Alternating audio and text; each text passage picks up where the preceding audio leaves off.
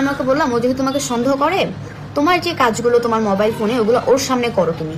আর যেহেতু আমার সাথে তোমার ডিভোর্স হয়ে গেছে, অনেকদিন হয়ে গেছে, এটা চাইলেও আর কোনোভাবে ঠিক করা পসিবল না।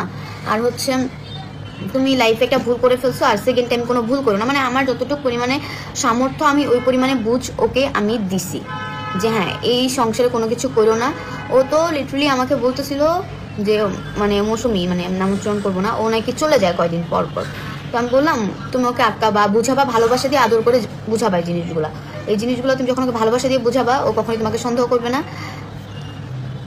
তো এগুলো বলার পর তাকে আমি সুন্দরভাবে বুঝাই, বুঝানোর পর সেও মোটামুটি হ্যাঁ বুঝতে পারছে। বুঝতে পারার পর তারা খুবই নর্মাল। কিন্তু তারা যখন প্রেগনেন্সি আর কি জানালো যে তার ওয়াইফ নাকি প্রেগনেন্ট, তারপর তারা আবার আমাকে নিয়ে কথা বললো।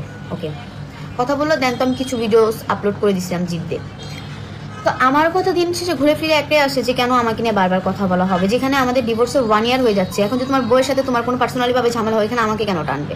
তোমার ওয়াইফ কি তোমাকে দেখে বিয়ে করছে না যে তোমার আগের লাইফে একটা বউ ছিল, একটা বাচ্চা ছিল?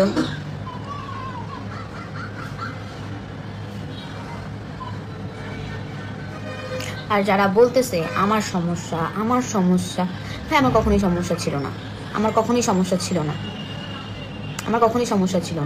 কখনোই ছিল না মানে ছিল না। আমি এটা উচ্চ গলায় বলতে পারবো।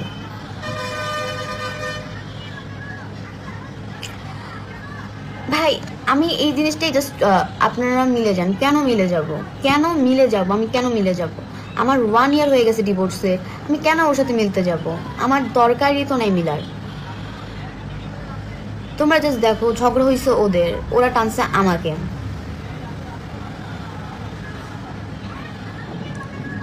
আসসালামু আলাইকুম। রানিয়া করে একটু রানিয়া ঘুমাচ্ছে। আমি জাস্ট বিরক্ত এইসব জিনিস থেকে, অনেক বেশি বিরক্ত। আমার একদমই এই জিনিসগুলো একদমই আর ভালো লাগে না।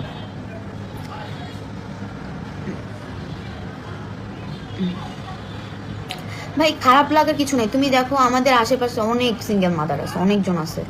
তোমাদের আশেপাশে দেখো অনেকে বেঁচে আছে না? এটা খারাপ লাগার কিছু নেই।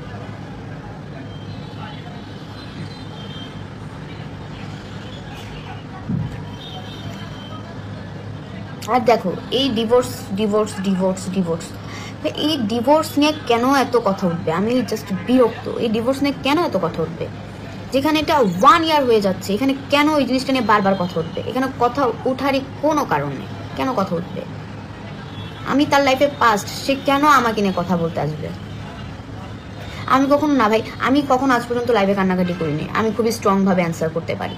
আমার লাইভে কখনো কান্নাকাটি করা লাগেনি। এটা হচ্ছে একটা অনলাইন প্ল্যাটফর্ম, এখানে আমরা বিনোদনমূলক জিনিসপত্র শেয়ার করি, আমরা কি করতেছি ডেইলি লাইফে এগুলো শেয়ার করি। এখানে ভাই কান্নাকাটি কইরা, মানে এই যে কান্নাকাটি করে লাইভ করলে আমার লাইফটাকে আপনারা ঠিক করে দিতে পারবেন? কখনোই পারবেন না। আমার লাইফে যা হয়ে গেছে এটা আপনারা কখনোই কেউ ঠিক করতে পারবেন না। আমি যদি লাইভে এসে কান্নাকাটি কইরা এটা সেটা মানুষকে গালি দিই, আপনারা কখনোই আমার জীবনটা বা আমার লাইফটা আপনারা কখনোই ঠিক করতে পারবেন না। হ্যাঁ, কিছু মানুষ দেখো এখন জাস্ট মজা নিচ্ছে এই জিনিসগুলো নিয়ে। জাস্ট মজা নিচ্ছে, আর কিছুই করতেছে না। সবাই ভিউয়ের দান দেয়, ভিডিওগুলো আপলোড করতেছে, এটা করতেছে, শেষ। বাট এটাতে কেউ কারো লাইফ ঠিক করতে পারবে না। আচ্ছা, 1 বছর পর আমার ক্যারেক্টার নিয়ে দাগ তুলতে আসছে, 1 বছর পর। কেন?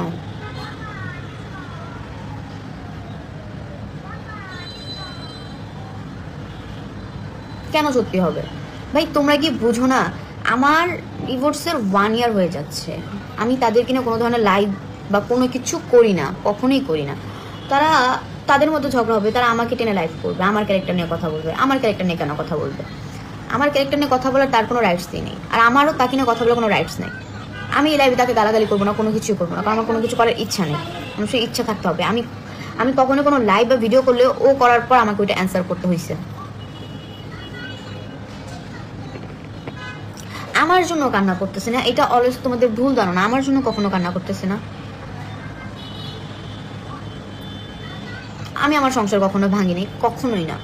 আমি আমার সংসার বাঁচানোর জন্য অনেক ট্রাই করছি। না হলে বুঝেন, আপনাকে একটা কথা বলি, আমি কতটুকু নিচে নামতে পারি যে আমি জাস্ট মেসেজের স্ক্রিনশটগুলো দেখাতে পারতেছি না, কারণ একটা প্রাইভেট লাইফ বলতে মানুষের কিছু থাকে।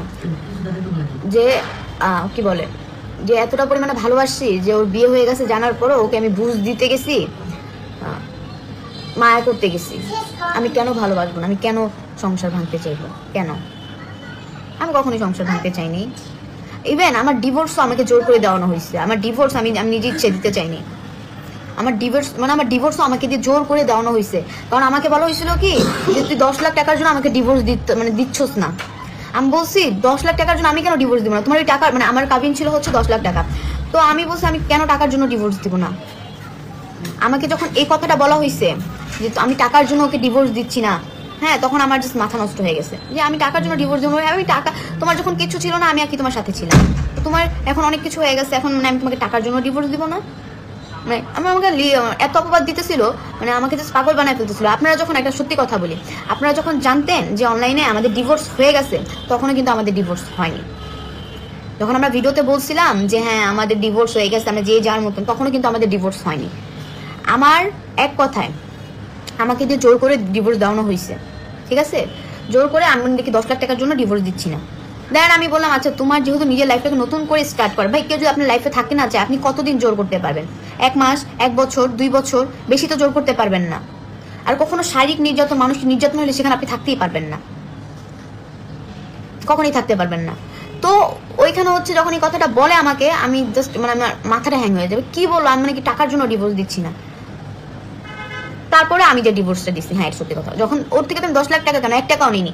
ভাই এখনকার মেয়েরা কি করে, পুরুষ দোষ করুক বা নারী দোষ করুক, যাই করুক, আগে নারী নির্যাতন মামলাটা দেয় যে ছেলেকে ফাঁসাবে বা ছেলেকে জেলে ভাত খাওয়াবে। আমি ওর ব্যাপারে কোনো মামলা কেন, কোনো কিচ্ছু করি নাই, কোনো কিচ্ছু করিনি। ওর ব্যাপারে মামলা কেন, কোনো কিছু আমি কখনোই কোনো কিছু করিনি। একটা মানুষের প্রতি আরেকটা মানুষের মায়া থাকলেই তো মানুষ এই কাজগুলো করতে পারে। আর আমার যদি ঘৃণা থাকতো অবশ্যই আমি মামলা করে জেলে ঢুকায় রাখতাম। কারণ এই দেশে নারী নির্যাতন মামলার অনেক পাওয়ার আমি দেখছি, আমার নিজের চোখে দেখা। তো এখানে তো এখন পর্যন্ত আমার বডিতে এই যে দাগ, এখন পর্যন্ত আমার বডিতে দাগ। আমি তো চাইলে তখনই মামলা, এই জিনিসটা আরো গাঢ় ছিল, এই জিনিসগুলো নিয়ে আমি তখনই মামলা করতে পারতাম। অবশ্যই মায়া ছিল, ভালোবাসা ছিল, এর জন্য কখনো মামলাটা করিনি। কিন্তু আমি কখনো টাকা বা মিথ্যা অপবাদ নিতে পারি না, কখনই নিতে পারি না, এগুলো আমার সহ্য হয় না।